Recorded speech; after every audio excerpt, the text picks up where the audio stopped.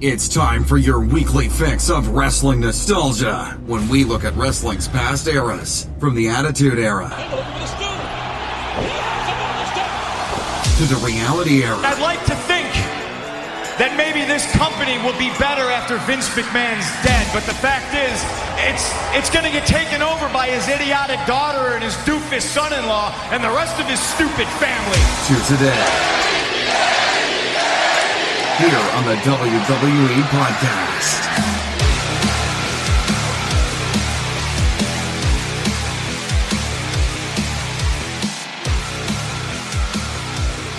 Guys, welcome to the wrestling nostalgia portion of the WWE Podcast. It is Sunday, March 24th, 2019. Want to welcome you to the show. I'm always excited about this show for the week. The wrestling nostalgia portion of the show really, I don't know, I mean, I love reviewing Raw and SmackDown, especially now that we're rolling into WrestleMania season. There is no shortage of things to talk about there. But there's just something special about the wrestling nostalgia portion that I do, and maybe it's because of just that. It's nostalgia, and maybe it's me living in the past a bit from the memories that brought me into wrestling. The memories that I go back to on YouTube, the memories that I go back to on the WWE Network. And there are times when I live for the glory days, and I think we're all at times guilty of that, for better or worse. I mean, when you go back to your roots and you go back to what brought you to the dance, it reminds you why you're a fan. And no memory serves me better for this purpose than the one I'm sharing with you guys today. And I can't say it's my favorite memory, because as Jim Ross always says, it's like picking your favorite child. I mean, I don't know how you pick a favorite moment. This is one of my favorites, but just because it's the first one that I really have doesn't mean it's my favorite. But it is up there, wherever that may be in my top 5 list or whatever. And it brought me in.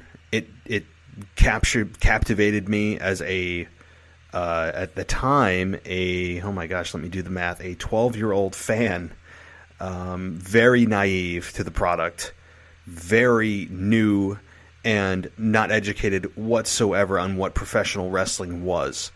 And this is, of course, what I'm talking about, is the very first Hell in a Cell with Shawn Michaels versus The Undertaker.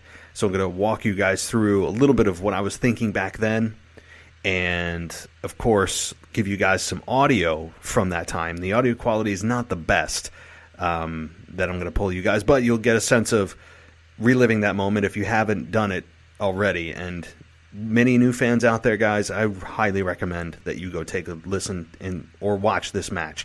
It is just so perfectly done. The story is just superb. And you're doing yourself a disservice by not watching this match. It is just awesome. And not just because it's the first, but there are 2 pros in there doing what they do best, and that's telling a hell of a story. So we're going to get to all of that, all of it. But before I do, I just want to set the table, guys. If you've never listened to me before, this is the WWE Podcast, and I do a show 2, sometimes 3 times a week. And as WrestleMania creeps closer, I may get more towards that 3 or more. Maybe more shows a week, because as the final shows close into WrestleMania, there will be no doubt a no shortage of talking points. And I also noticed that WWE on their homepage is, I don't know if they're taking a poll on who should main event WrestleMania, whether it's Seth Rollins and Brock Lesnar or the triple threat for the women's Raw Women's Championship. Now, I agree that there was only one main event, but WWE loves to press the narrative every year that you'll be in a main event, or it's one of the main events. BS. There's one main event. You want to know what that main event is? The one that goes on last. Don't give me a main event. Main event is a singular term. Main event means there's one. Main event means you are the show. Main event means you are the lasting image as the show goes off the air, a la you are the main event. It's never main events. It's not a plural term. if you think it's a plural term, you have been influenced by the corporate speak of WWE. It is not a plural term. So, guys, thank you once again for joining me. You can find me everywhere that you have audio, whether you have Android, whether you have Apple. It really doesn't matter. And I also encourage you to go ahead and give me, if you think I deserve it, a 5-star review on Apple Podcasts. It's really helping me move up in the rankings. I want to thank all of you who have done so. It is one of the best and most free way to help out the show, and it's noticed and it's appreciated. Also, if you guys don't like ads, I know that I have some people. Oh, you got a lot of ads in your show. Well, that's what keeps the lights on in this show. That's what really is the lifeblood of this show are the sponsors, and I want to thank the sponsors. But if you don't want to hear them, you just want me, you just want my audio, and you don't want to hear all the extra stuff, then cool. You can head over to patreon.com/WWE podcast, and you can get this show 100% ad-free.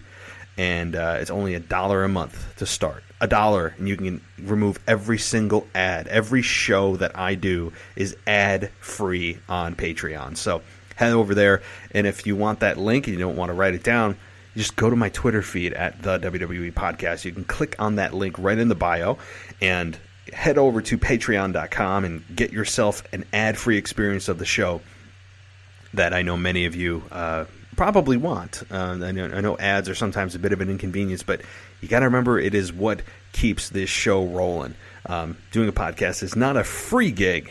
Trust me, it's not a free deal. There are expenses that come with it, and it helps support those expenses. So anyway, guys, I'm going to take a very, very small break, and you're going to want to stick around. And the reason you want to stick around is because this is one of my favorite memories. It is something I'm very passionate about. There's this match, and I'm going to give you guys some audio from it, and of course my opinions and my thoughts and memories from 22 years ago. Man, 22 years ago. So guys, stay with me. On the other side, all of that coming your way. Go listen, download, and subscribe to Porn Talk. Defeat the Porn Monster. Porn Talk is hosted by Powerful Eric and can be found on iTunes, YouTube, and the website porntalk.org. End the porn habit. Reclaim your power. It's not just a show about breaking addictions. It's about breaking belief systems. We are bound by self-imposed and societal chains. Break the chains. Get empowered now with Porn Talk. Again, that's PORNTALK. It can be found today, porntalk.org. Stream it on Apple Podcasts.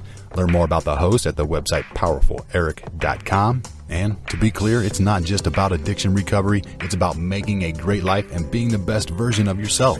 Learn more, stream today, share with your social networks as well. That's Porn Talk. End the porn habit. Reclaim your power with Porn Talk. Go listen, download, and subscribe today. You can also follow on Instagram at powerful_Eric. All right, guys, welcome back. Thank you for sticking with me here, and let's get to some audio from the 1997 pay-per-view entitled Bad Blood, October 5th, 1997, and this was again something that I'll let you guys listen to real quick.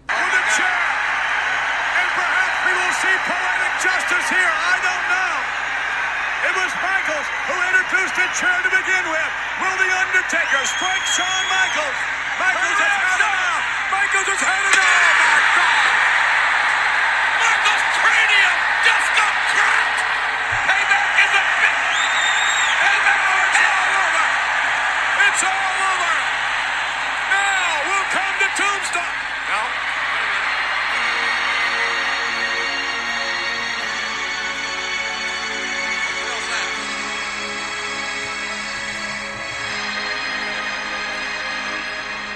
All right, guys, I'm gonna pause it right here, and the reason I'm gonna pause it is because there's a second part to this, and that is Kane's debut, which was absolutely amazing, perfectly done, awesome story. Paul Bearer, who was the manager of the Undertaker, had been saying for weeks and months that his younger brother Kane is still alive from a fire that had happened when they were children at a funeral home. And Undertaker didn't believe it. Paul Bearer continued to insist that Kane was alive, and Allah, we have Paul Bearer producing Kane at this pay-per-view, costing the Undertaker the match, as we all know. I don't think it's spoilers at this point, but Kane debuted. Man, will he ever be the Undertaker? No, but man, was he a monster in his own right. I don't think he should have been compared to the Undertaker, and the reason I say that is because there is nobody like the Undertaker.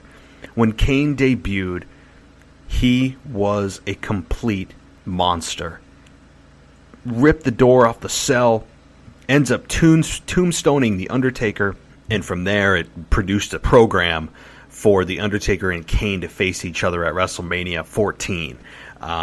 It was just, oh my gosh. And when you look, and when you guys heard that chair shot from Kane, or from Undertaker to Shawn Michaels, that was one of the most just flush, brutal chair shots.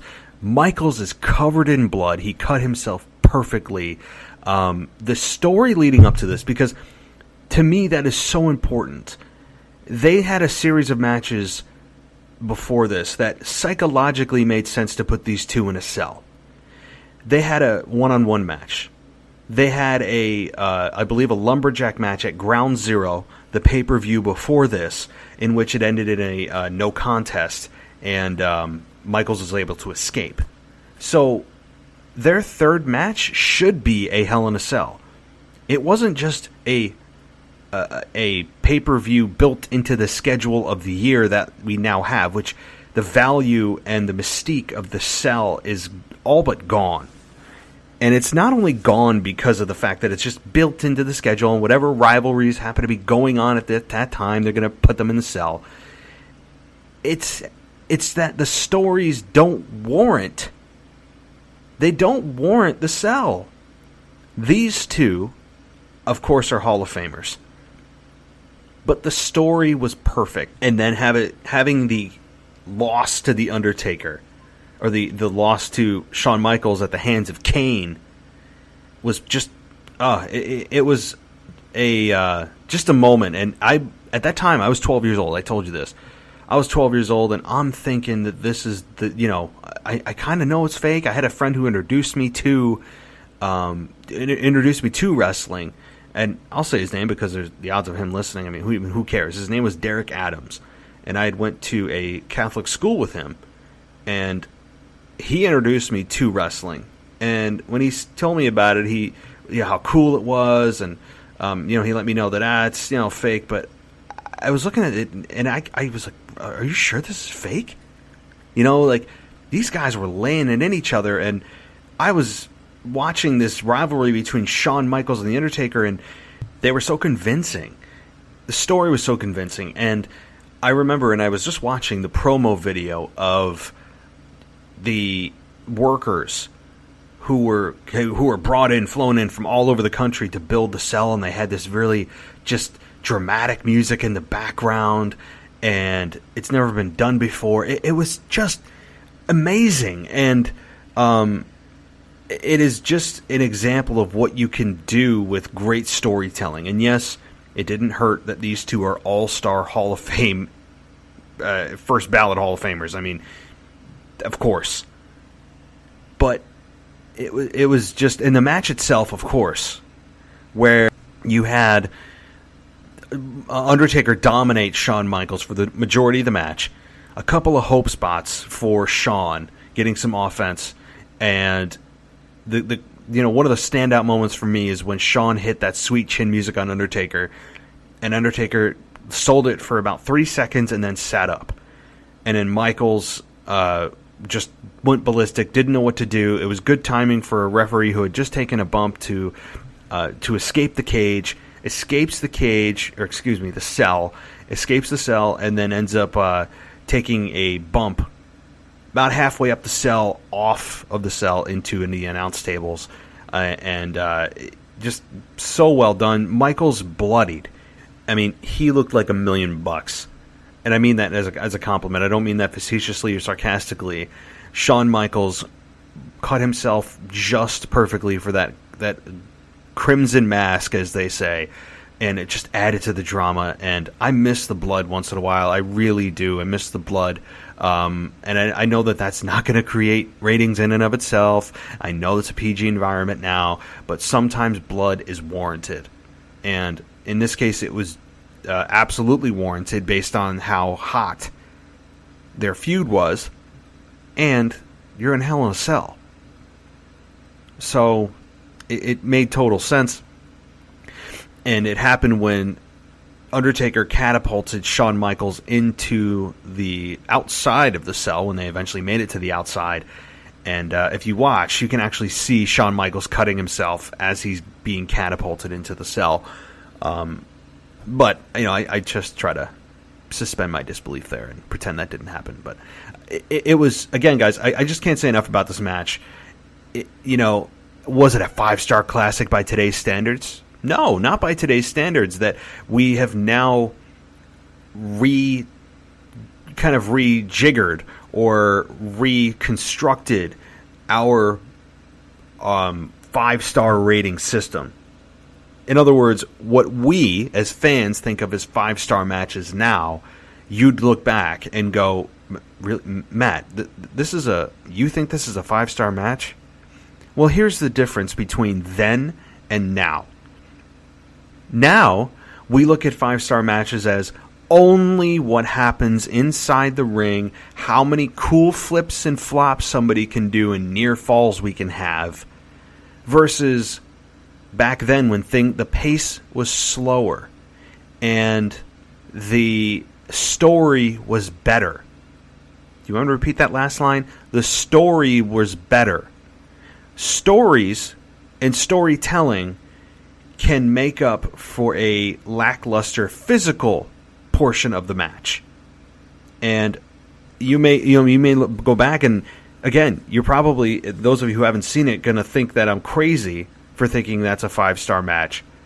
But in my mind it was, not just because it's nostalgia, so I kind of artificially inflate my perception of what it was back then because it was just so cool. But no, it was because it was just one of those perfect stories. I mean, look how Undertaker and Shawn did at WrestleMania 25 that many believe saved that WrestleMania. That was a classic. They are just peanut butter and jelly when they get in there. Their styles complement each other. They wouldn't in 2019, but they did back in 2009 when they faced each other at WrestleMania 25. And then, obviously, in 1997 Collision when they had at Bad Blood. So, again, guys, I love it. I'd highly recommend it. Anybody to go take a look. And just trust me when I say this, though. You can't look at it and judge it by today's standards because the product has changed so much in 22 years that your ideology and your idea of what a 5-star match is evolves. And what it is now may not be what it was back then, at least in your mind. But in real time, in that era, in that moment, it was one of the best matches I've ever seen.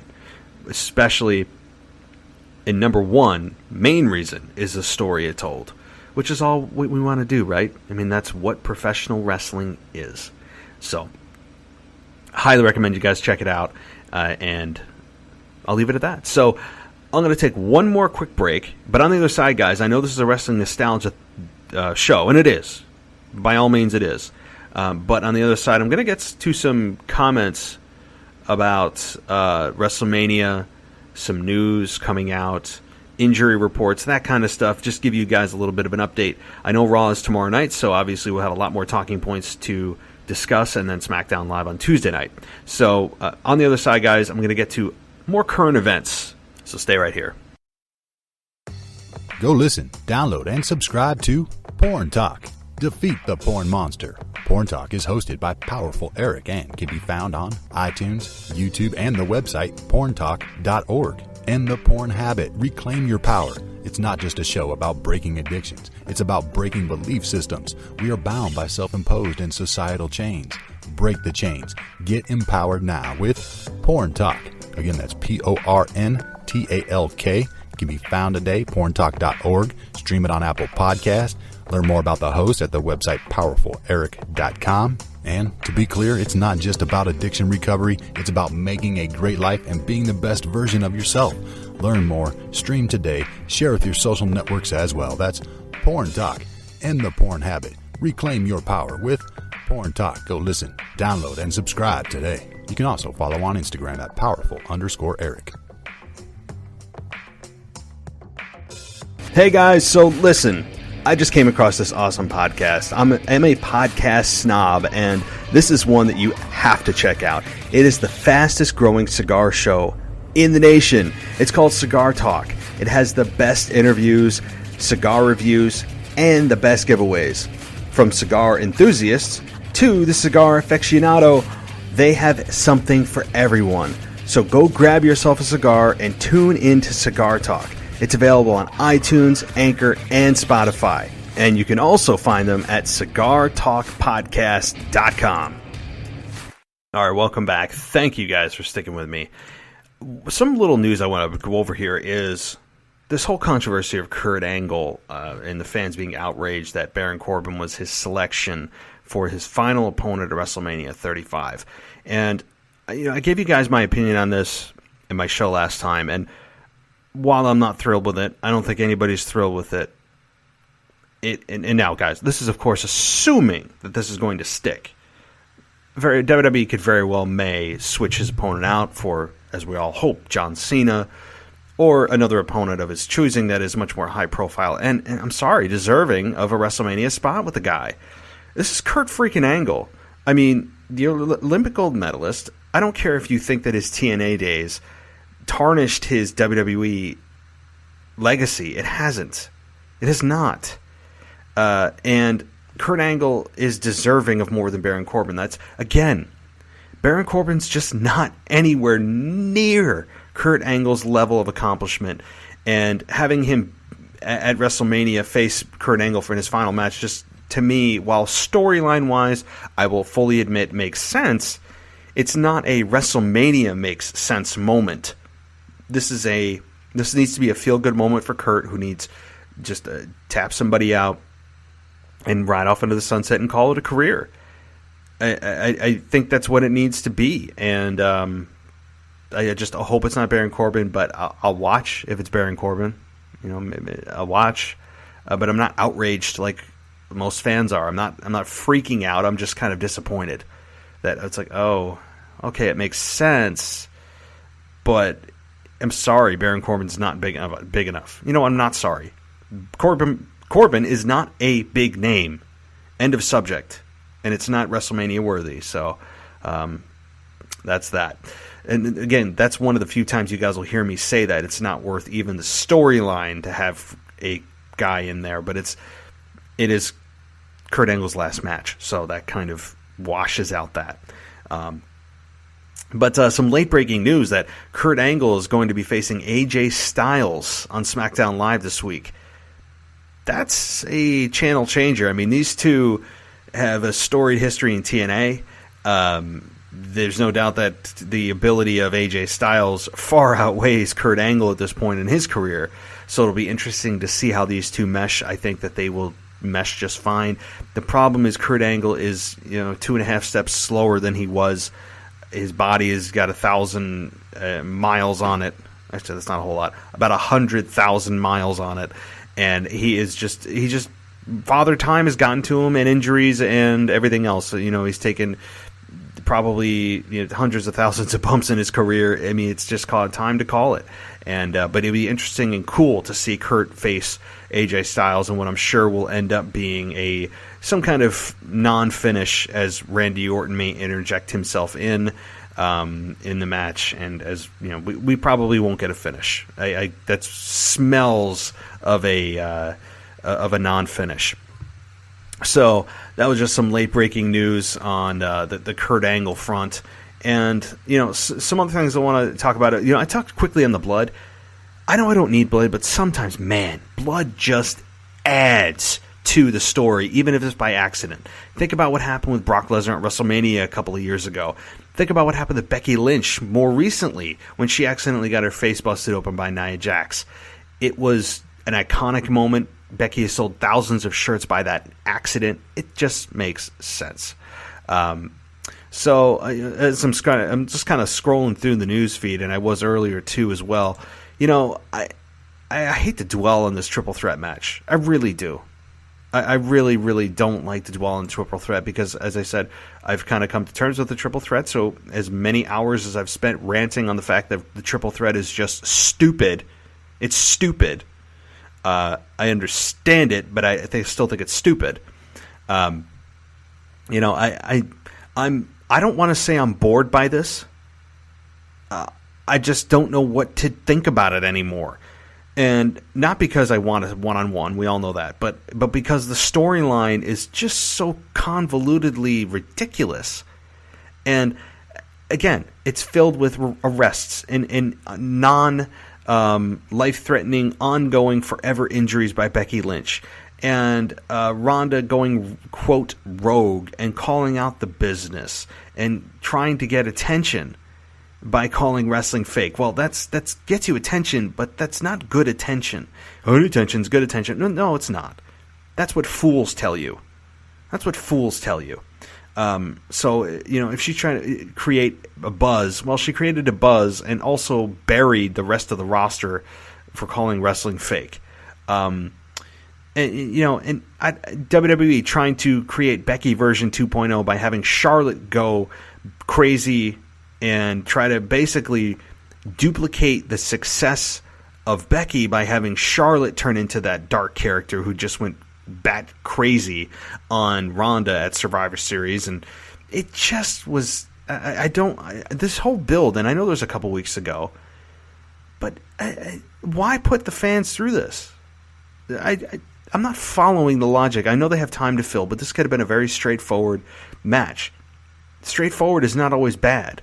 Sometimes having too many people in the room with creative can create mayhem. You ever heard the analogy, too many cooks in the kitchen? Well, I think that this is a victim of that. But I'm still looking forward to it, but I'm starting to get bored by it, and boy, has Becky Lynch cooled off. You guys listened to my last show, I gave you reasons why, and reasons why I think, and still believe, that WWE is intentionally cooling off Becky Lynch. Yeah. Intentionally. Yes, I said intentionally. So, again, guys, tomorrow, Monday Night Raw should be very telling. We have a SmackDown Live that I'm looking forward to as well with Kurt Angle and AJ Styles. And we are creeping closer and closer to WrestleMania, which is 14 days away. 2 weeks until WrestleMania. And, of course, for those of you who are baseball fans, opening day. Seems really early this year. Typically, it's not until the first week of April. March 28th. Oh, you know they're going to be playing in snow. Some teams are going to be playing in snow. It just, I don't know why it needs to start this early. I love baseball, but boy, does it feel early this year. March Madness is going on. There's just, if you're a sports fan, everything's heating up. It is a great time to be a sports fan. Baseball, basketball, wrestling. I mean, it's a cool time to pay attention to sports. So, well, guys, thank you for sticking with me here. I will be back later this week, Wednesday night. You know why I know exactly Wednesday night? Because I will be traveling, and I'll have a hotel room to myself, which means I can do it in a quiet space, and I will be able to deliver a Raw and SmackDown Live review show with only, at that time, what do I have? How many days to WrestleMania? We're doing a countdown here, folks. 11 days to WrestleMania at that point. It's coming quick.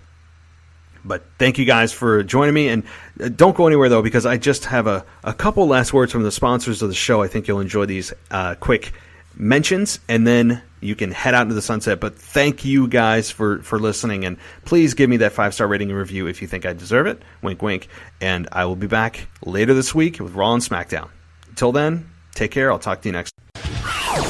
Thanks for listening to the WWE Podcast. Don't forget to subscribe on your favorite podcast app so you don't miss a show, or head to WWEpodcast.com.